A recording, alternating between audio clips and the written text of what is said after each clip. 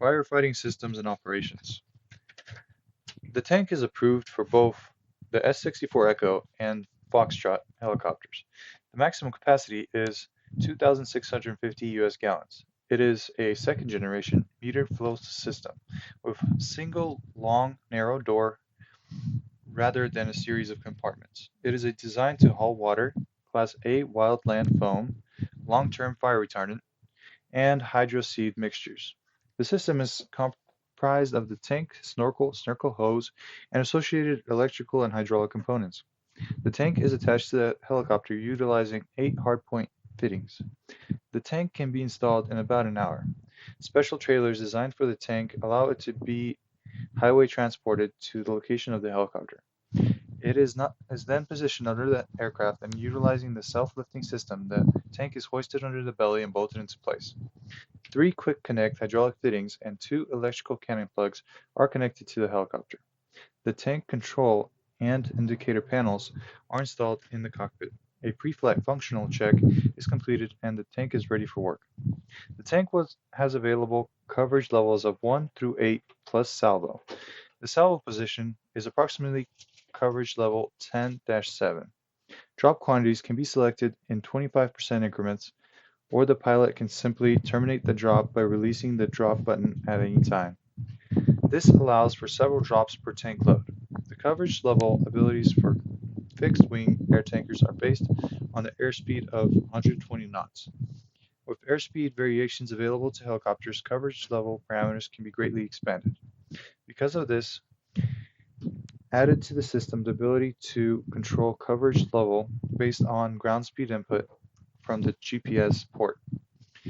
With a baseline speed of 60 knots ground speed, and selected coverage level will be constant between 40 and 90 knots. With this ability, the fire control personnel can plan on constant coverage levels with no variations due to erratic ground speeds. Function overview, or how does it work? This chapter will provide a detailed description of system and its operations in detail. The following is a brief description of how the system functions. Water or fire retardant is loaded into the tank by one of two possible methods. First, it can be pumped from the ground source directly into the tank through two 3-inch cam lock fittings located on the aft bottom of the tank. Second, while at a hover, the pond snorkel can use the aircraft's hydraulic power to fill the tank from an appropriate source such as a pond, stream, lake, or dip tank. A third method is available for loading of salt water. The sea snorkel fills the tank as the helicopter flies over a body of salt water at a necessary speed and height. The size of the load is predetermined by the flight crew prior to filling. Two quantity probes are located inside the tank to provide quantity information to the pilots and control processing unit. After filling to the desired quantity and arriving at the drop area, the crew assesses the situation and sets the tank controls for the drop. Both the rate at which the water is dropped, coverage level, and the percentage of load to be dropped can be set. Once the pilot has set these parameters, the processing unit will control the drop. When the aircraft is in position, the pilot depresses the normal drop button to initiate the drop, sending an electrical signal to the valve controlling the tank hydraulic system to open the doors. The processing unit regulates the rate at which load drops. Door movement during the drop is accomplished by the tank's self-contained hydraulic system. The hydraulic pump delivers pressure to two accumulators that provide the instantaneous pressure required by the rapid door movements. As the system puts demands on the accumulators, the hydraulic pump recharges them to their 3000 psi requirement. When there is no demand for recharging the accumulators, the pump continues to run cycling fluid through a cooling loop. The brains of the entire system are contained in a white box mounted in the crawl space of the tank. This box is referred to as the J box, or processing unit. All information is fed into this box before it is sent out as a signal to the tank system to perform any functions. Tank construction. The semi-monocoque structure incorporates 11 internal bulkheads with welded top and bottom frames. In addition to the increased strength provided by the bulkheads, water movement is restricted during aircraft altitude changes, eliminating center of gravity shifting. of the load during flight. The entire structure is covered with riveted aluminum skins, and all surfaces are painted with chemical-resistant epoxy paint. 30 adjustable door links attached to the two actuator shafts provide door operation and door seal adjustment ability. 4 rack and pinion hydraulic actuators mounted on each end of both door shafts provide for rotation of shafts for door opening and closing. The doors and door frames are made of welded extruded aluminum with dovetail-shaped seals embedded into the door assemblies. A dog bone-shaped hinge that runs the full length of the door holds the door assembly in place. 2 internal tanks fabricated from 10-inch aluminum tubes are installed in the top forward end of the tank to provide a reservoir for Class A foam concentrate. A clear plastic set gauge is located on the top front end of the tank to visually check the quantity of foam in the tank, which has a capacity of 77 US gallons. The pond snorkel is a 10-inch diameter hose attached to a 90-degree elbow on the left front of the tank. A 19-foot long 3/8 cable runs inside the snorkel hose to carry the weight of the snorkel head. Also running inside the hose are the 3 hydraulic lines providing pressure, return, and motor case drain for the snorkel pump. There is a stowage bracket for the pond snorkel located on the left rear side of the helicopter itself. It has a small electric cargo hook to support the pond snorkel.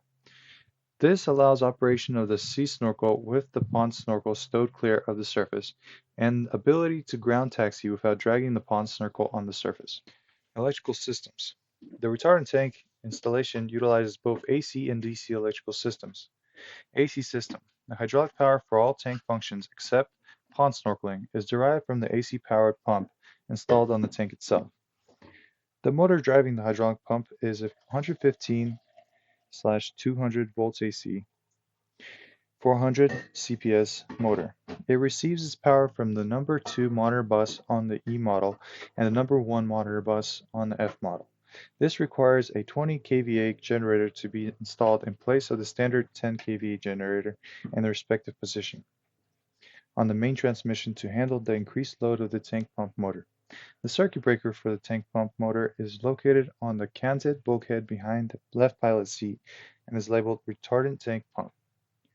DC system. The DC system provides all remaining electrical power requirements for the system.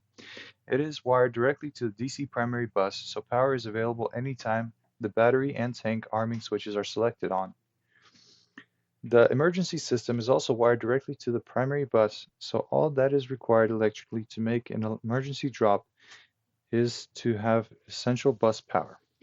This means that all you need to make an emergency drop is to have battery on. 5 circuit breakers marked retardant system arm cont, retard system arm power, foam timer power, emergency drop power are located on the right side of the cockpit above the right door. The quantity indication is provided through an LED display mounted on the instrument panel in front of the left seat and on the firefighting page when configured with glass cockpit. There are 2 probes inside the tank, approximately 18 inches from each end. They are referred to by several different names: the Tempasonics, the MTSs, which are manufacturers' names, or simply by the probes. The probe's output signal is used in 2 places. The first is a digital indication of the quantity of retardant in the tank. The second is the flow rate of the retardant leaving the tank during a drop. The probes operate on the principle of magnetostriction. Each probe measures half the volume in the tank. The 2 probe signals are combined for the final indicated quantity. If a probe fails, it can be disabled through the computer maintenance program. The remaining probe then measures the full amount in the tank. Upon arming the tank, the quantity indicator should show a value of 80 US gallons. If a value other than 80 is seen, then the probes need to be calibrated with a maintenance computer. Hydraulic systems. Tank hydraulic system is a self-contained package mounted in the center top crawlway portion of the tank, directly under the winch well. The system is comprised of an internally regulated pump, manifold, filters, a reservoir, servo valve, emergency dump valve, and 3 accumulators. Components. Accumulators. There are 2 accumulators for normal operation and 1 for the emergency system. All 3 accumulators are pre-charged with nitrogen to 1000 psi. Upon arming the tank, the pump produces 3000 psi of hydraulic pressure. That charges the hydraulic side of all 3 accumulators. Manifold block. The manifold block is mounted on the aft-facing forward right side of the crawlway. It contains all hydraulic components needed for normal and emergency hydraulic operation in the tank. These components are the servo valve, electrical retardant release, manual retardant release, diverter valves, maintenance hydraulic pressure release valve, plus internal filters and pressure release valves. Pressure switches. There are 3 pressure switches. One operates the red emergency light. When the pressure in the emergency system is more than 2,500 psi, the switch opens and red emergency pressure light extinguishes. One operates the green system normal light. When the normal system has more than 2,500 psi, the green light illuminates.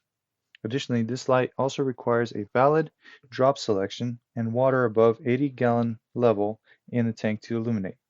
The third switch operates the white light when the foam injection system is selected and able to produce 4 psi of foam pressure.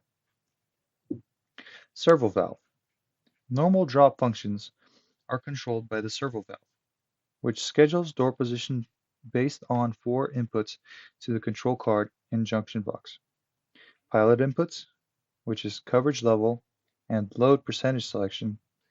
Probes inputs, which is gallons on board or quantity, and flow rate or how fast the load is exiting the tank. GPS ground speed input, which is the control card receives a ground speed input from the GPS. It then will modulate the doors as necessary to keep the selected coverage level constant at a baseline of 60 knots ground speed. This is accomplished between 40 and 90 knots ground speed to avoid erratic changes to the coverage level on the ground due to acceleration and deceleration. Speeds above and below this will allow the retardant to come out at selected coverage level as if the GPS was not involved. Door rate potentiometer. The door rate potentiometer is located on the front of the left door shaft.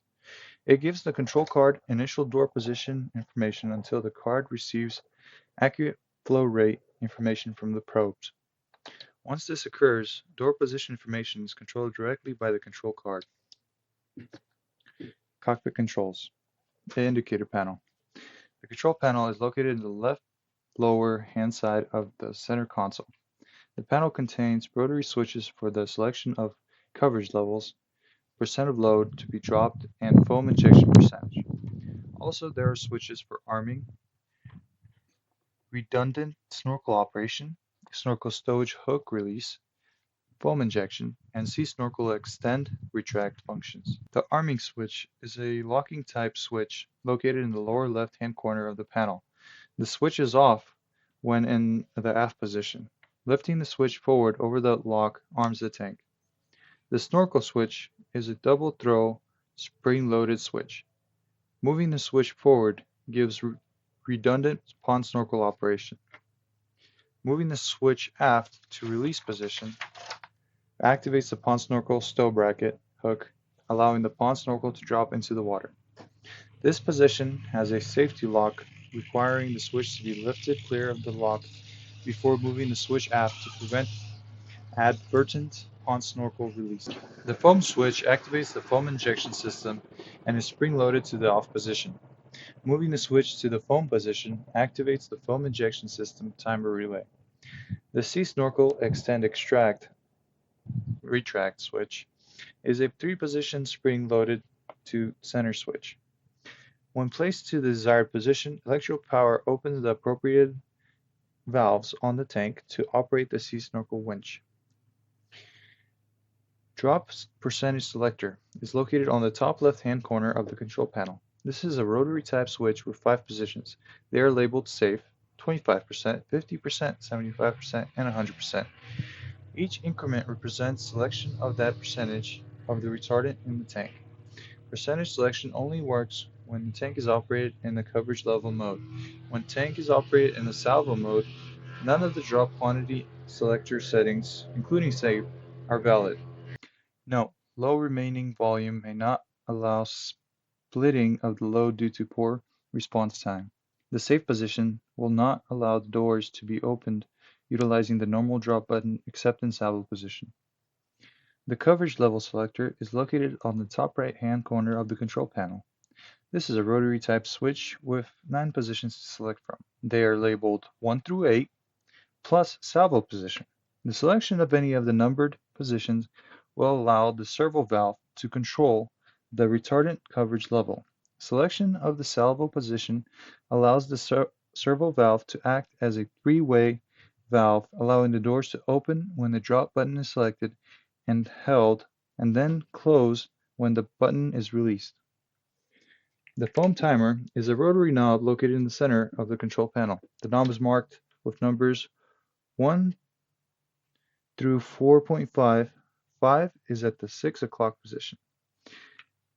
That represent gallons of foam concentrate to be injected into 2,000 gallons of water. When the foam switch is selected, the timer relay activates the foam pumps to begin the foam injection process. The pumps will operate until the relay opens, shutting down the injection system. The flight crew will have to interpolate the foam required to be injected if the load varies from 2,000 gallons, utilizing the following chart. There are 4 indicator lights located in the top center of the control panel. The green go light indicates the system is ready. When illuminated, the light indicates that 3 things have occurred. A valid drop position has been selected. There is water or retardant in the tank above 80 gallons, and there is greater than 2,500 psi of hydraulic pressure in the normal system. The blue snorkel light indicates a snorkel switch on either collective or on the control panel has been selected to the on position. The white foam light is illuminated when the foam switch has been selected, activating the foam injection system.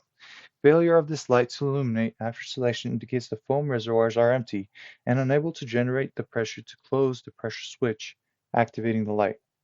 The red low emergency pressure light indicates that the emergency system accumulator has less than 2,500 psi stored pressure. A test button is located in the center top of the control panel and is marked test. Depressing this button will light all 4 lights and will activate the foam pumps.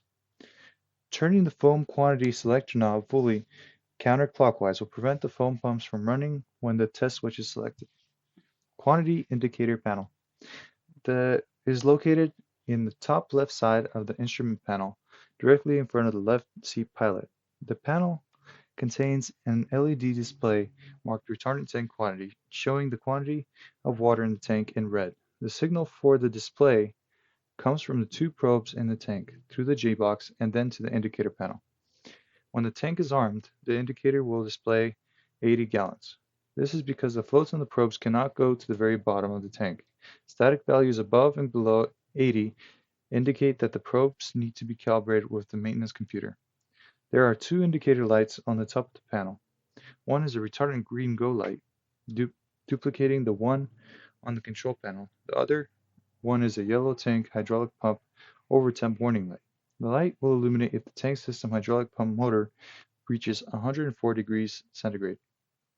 The pump and system will continue to operate if illuminated. However, the proper procedure is to terminate tank operations as soon as practicable and return for maintenance.